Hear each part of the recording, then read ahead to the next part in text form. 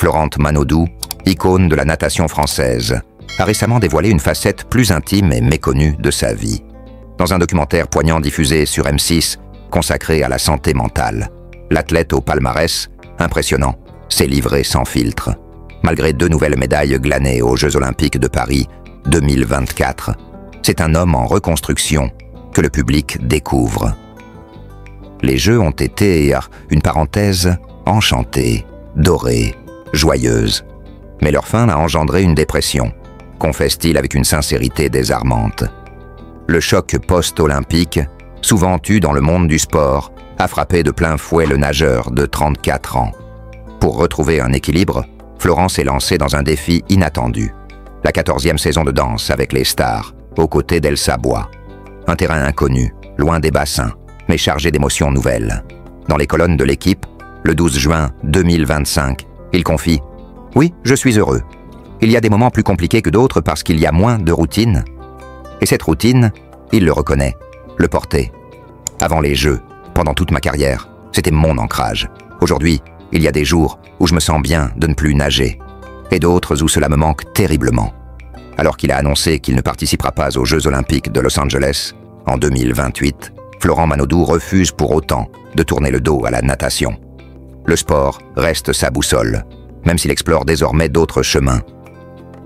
Prochainement, les téléspectateurs pourront le découvrir dans une série inédite sur France 3, A priori, où il donnera la réplique à Bruno Salomone et Lucia Passaniti. Il s'essaie aussi au handball, prouvant que la passion du mouvement ne l'a jamais quitté. Un champion qui doute, qui tombe, mais qui se relève et cherche sans cesse à se réinventer. Voilà peut-être la plus belle victoire de Florent Manodou. Et son histoire, bien loin d'être terminée, ne cesse de nous inspirer. Florent Manodou.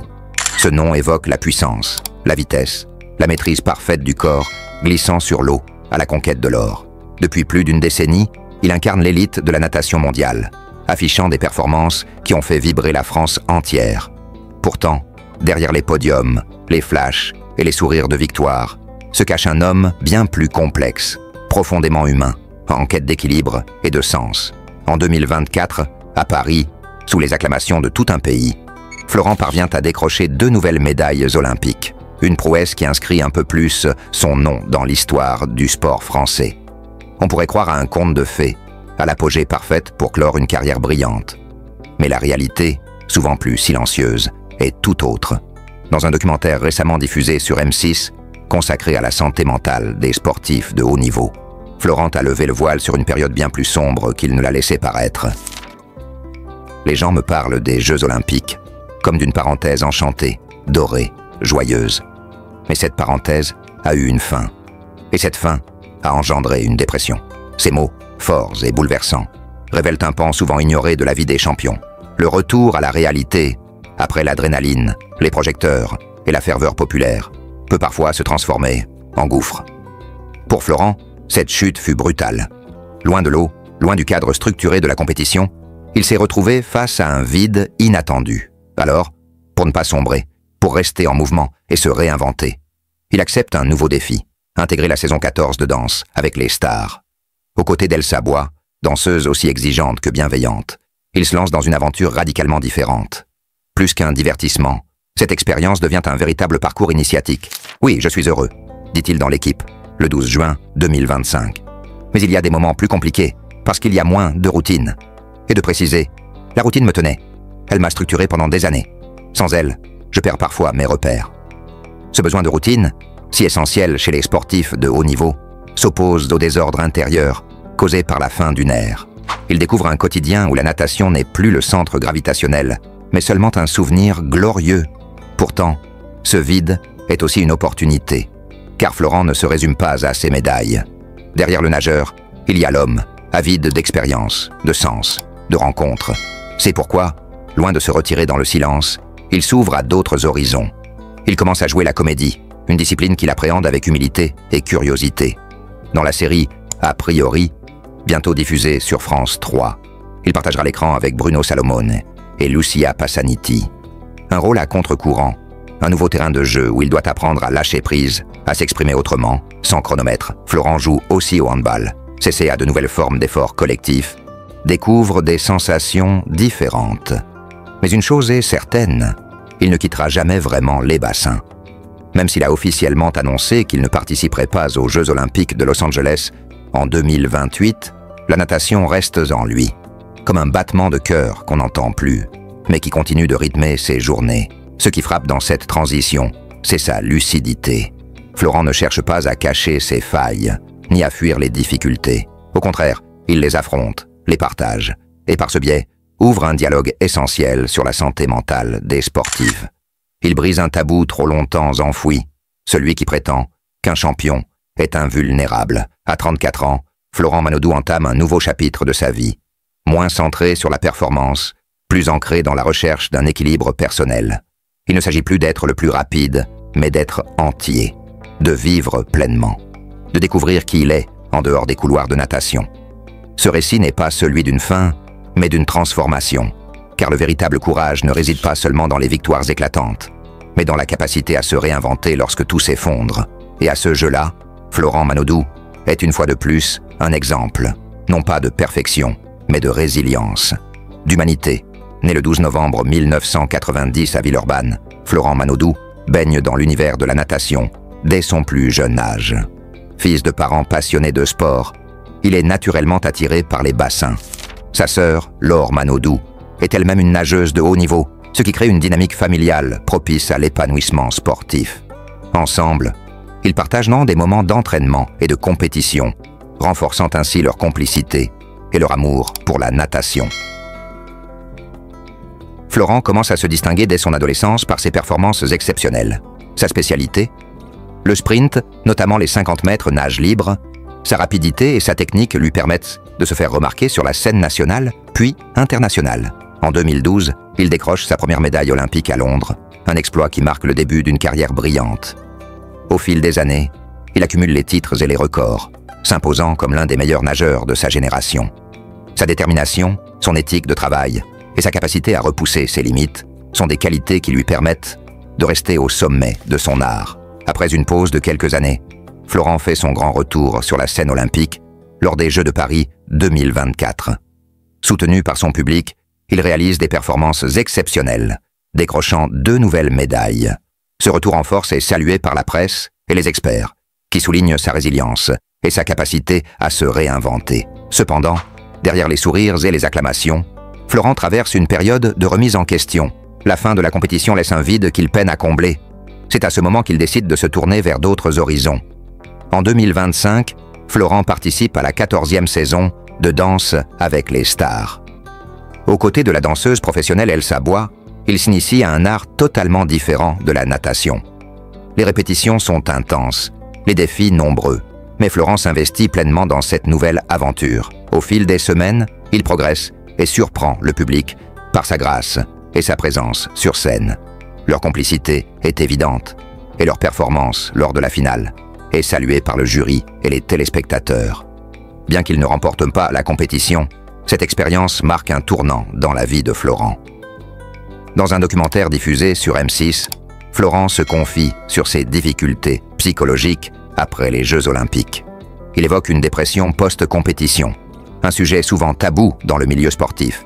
Son témoignage est poignant et résonne chez de nombreux athlètes et spectateurs.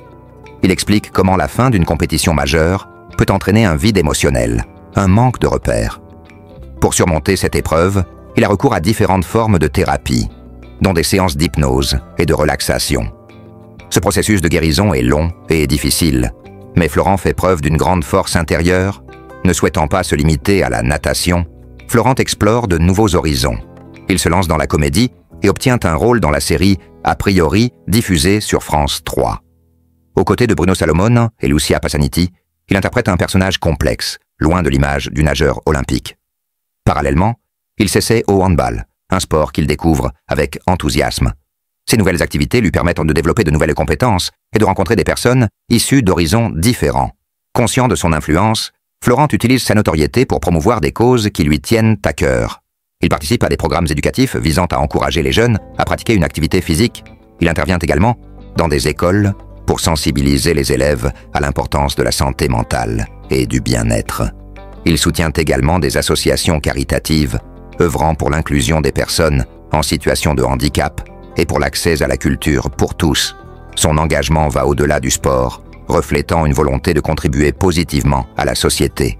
Il est de ces destins que l'on croit écrits à l'encre d'or.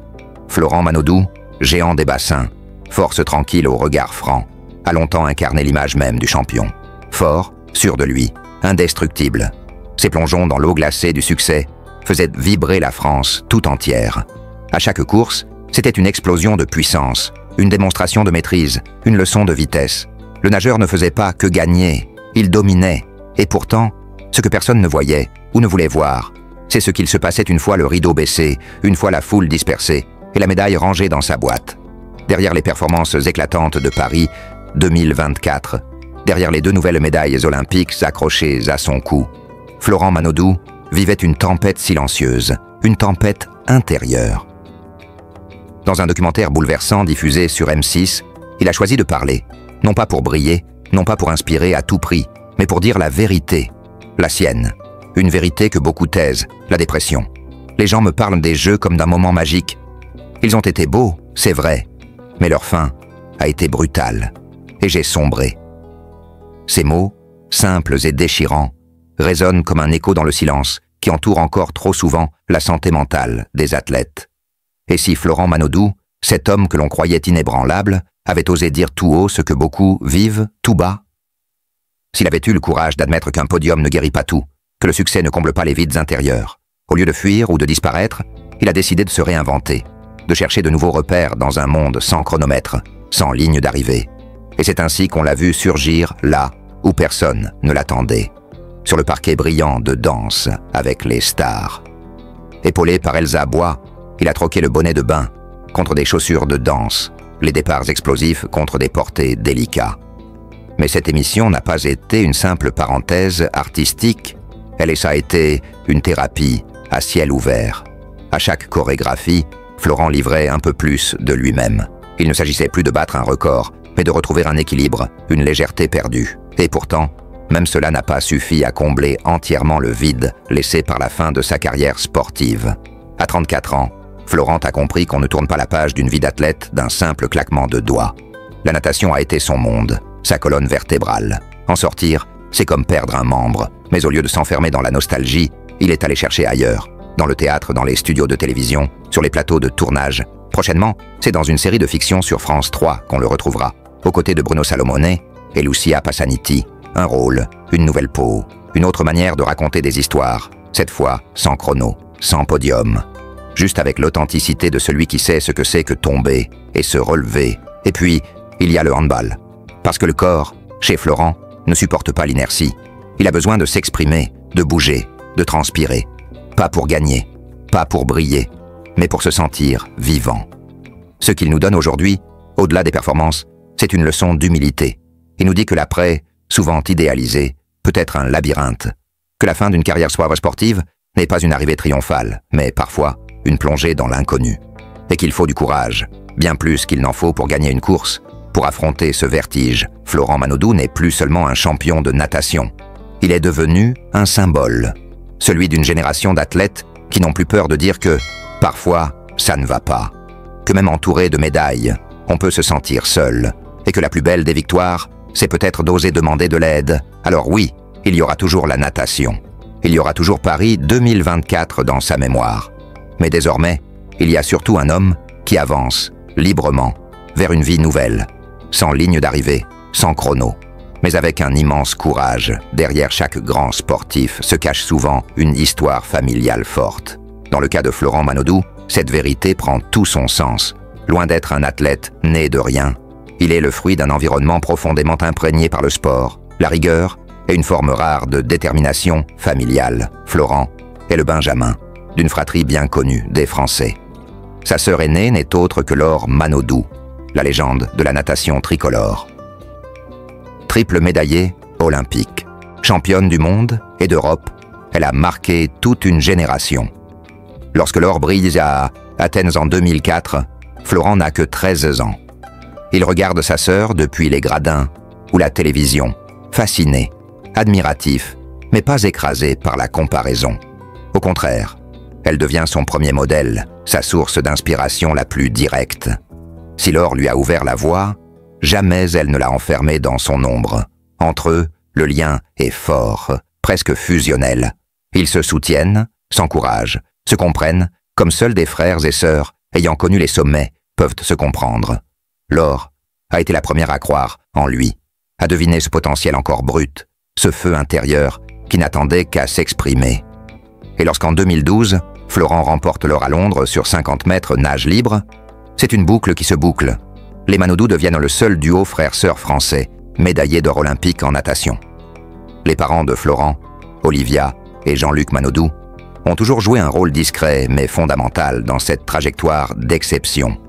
Ce sont eux qui, dès l'enfance, ont encouragé leurs enfants à pratiquer le sport, à se dépasser, mais surtout à rester humbles. Dans la famille, on valorise l'effort, la discipline, mais aussi la simplicité. Jean-Luc, militaire de carrière, a transmis à ses enfants la rigueur, le respect des règles et la culture du travail bien fait. Olivia, quant à elle, a été ce pilier affectif indispensable, présente dans les moments de doute, les transitions difficiles, les périodes de fatigue extrême. Elle a soutenu Laure dans ses moments de gloire comme dans ses passages à vide, et elle a fait de même avec Florent, sans jamais céder à la pression médiatique. Ce que beaucoup ignorent, c'est que cette famille n'a jamais été aveuglée par les projecteurs. Elle a su protéger ses enfants tout en leur laissant la liberté de choisir leur chemin. Pas de pression, pas de rêve projeté sur leurs épaules, juste une écoute constante et une force tranquille. Florent Manodou a grandi à Amberieu-en-Bugey, une petite commune de l'Aisne. Ce n'est pas un lieu de strass ni de projecteurs, mais un endroit paisible où il a construit ses premières fondations. Ce cadre rural, loin de la frénésie des grandes villes, lui a permis de garder les pieds sur terre, malgré la célébrité. Même aujourd'hui, malgré les médailles, les tournages, les plateaux télé, Florent reste attaché à ses racines. Il revient régulièrement dans sa région natale et retrouve ses proches, recharge ses batteries. Sa famille est son ancrage, son repère, ce qui l'empêche de dériver. La famille Manodou n'a pas été épargnée par les épreuves, les relations avec les médias, les changements de club, les critiques du public, les blessures. Autant d'éléments qui peuvent fragiliser un clan. Mais chez les Manodou, l'adversité a toujours renforcé les liens. Florent, malgré sa discrétion naturelle, ne cache pas son admiration pour ses proches. Il parle souvent de sa sœur comme d'un repère. Il évoque aussi sa nièce, fille de Laure, avec tendresse. Cette nouvelle génération apporte un souffle différent, une forme de continuité affective. Et s'il a souvent vécu à l'étranger, pour ses entraînements, ou dans des centres de haut niveau, il n'a jamais coupé le lien avec sa famille. Il sait qu'au-delà des fans et des caméras, ce sont eux qui seront là, dans l'ombre ou à la lumière, dans les victoires comme dans les chutes. En somme, la famille de Florent Manodou n'est pas seulement un cadre affectif, c'est une force structurante, une équipe silencieuse qui l'a soutenu, élevé, parfois même reconstruit. Elle incarne ce que le grand public ne voit pas, mais qui est pourtant essentiel à la construction d'un champion. La stabilité, l'amour inconditionnel, l'authenticité. Sans elle, peut-être que Florent n'aurait pas connu une telle longévité dans sa carrière. Peut-être qu'il n'aurait pas trouvé la force de revenir après une pause. Peut-être qu'il n'aurait jamais osé se réinventer. Et si l'or ne brille plus toujours autour de son cou, il continue de rayonner dans ce cocon familial discret, solide, indéfectible. Florent Manodou est souvent perçu à travers l'éclat métallique de ses médailles. Mais ce que peu de gens savent, c'est que, derrière les titres et les performances, c'est aussi construit un patrimoine, une indépendance, une stabilité que l'on ne mesure pas toujours à la télévision. Car Florent n'a pas seulement appris à dominer l'eau, il a aussi appris à naviguer dans le monde complexe de la vie d'après, de la gestion d'une carrière et de l'intelligence financière. Dès ses premières grandes victoires, Florent n'a jamais eu une approche insouciante de l'argent. Très tôt, il a compris que la célébrité dans le sport est fragile, temporaire, que les médailles ne garantissent pas un avenir tranquille si l'on ne sait pas les transformer. Il n'a jamais cherché à être un millionnaire exubérant, mais plutôt un homme prudent, construit et stratège dans ses choix. Sa principale source de revenus, pas les primes de course, mais bien les partenariats avec de grandes marques. Pour Florent, l'image qu'il renvoie a toujours été importante. Celle d'un athlète fiable, sobre, mais inspirant. Des entreprises comme Arena, Toyota ou encore des marques françaises ont collaboré avec lui. Ces contrats, souvent pluriannuels, lui ont offert un revenu régulier, permettant à Florent de voir loin. Avec cet argent, il n'a pas choisi de tout dépenser en apparence. Il a investi. D'abord dans la pierre, avec des appartements à Marseille et Lyon, des lieux où il a vécu, mais aussi qu'il a appris à valoriser. Il a ensuite misé sur quelques projets entrepreneuriaux, toujours en lien avec son univers. Un petit restaurant en bord de mer, un projet de plateforme de coaching sportif, et même une participation dans une start-up dédiée à la récupération musculaire. Mais il ne faut pas croire que tout cela s'est fait sans réflexion. Florent est du genre à apprendre, à se renseigner, à demander conseil, entouré d'un petit cercle de confiance, composé de proches, d'un avocat et d'un gestionnaire de patrimoine. Il a su construire une petite fortune à son image, discrète, solide, sans extravagance. Ce que l'on découvre en l'écoutant parler de ses projets, c'est qu'il ne court pas après l'argent. Il cherche surtout une forme de liberté. La liberté de ne pas dépendre d'un seul métier, la liberté d'explorer, d'essayer, de se tromper parfois, mais toujours avec cette volonté de se sentir vivant. Et dans ce quotidien désormais moins rythmé par les compétitions, cette richesse devient un levier. Elle lui permet de choisir ses engagements, de participer à une série télévisée, non pas parce qu'il en a besoin, mais parce que cela le stimule, d'accepter une émission de danse, non pas pour faire le buzz, mais parce que cela le sort de sa zone de confort. Sa relation à l'argent est saine. Il le voit comme un outil, pas comme une fin. Il vit confortablement, bien sûr. Il possède quelques belles voitures. Il aime voyager. Il aime bien manger. Mais il ne court pas après les yachts ni les jets privés. Il préfère les plaisirs simples, partagés avec ses proches. Sa maison, par exemple, est accueillante, mais sans ostentation. Son dressing, fonctionnel, plutôt que tapageur, Florent est aussi un homme généreux. Quand il peut, il soutient des causes qui lui tiennent à cœur, notamment en lien avec le sport pour les jeunes, ou l'accès à la pratique pour les enfants en difficulté. Il ne fait pas de grandes déclarations publiques sur ses dons, mais il agit, souvent dans l'ombre,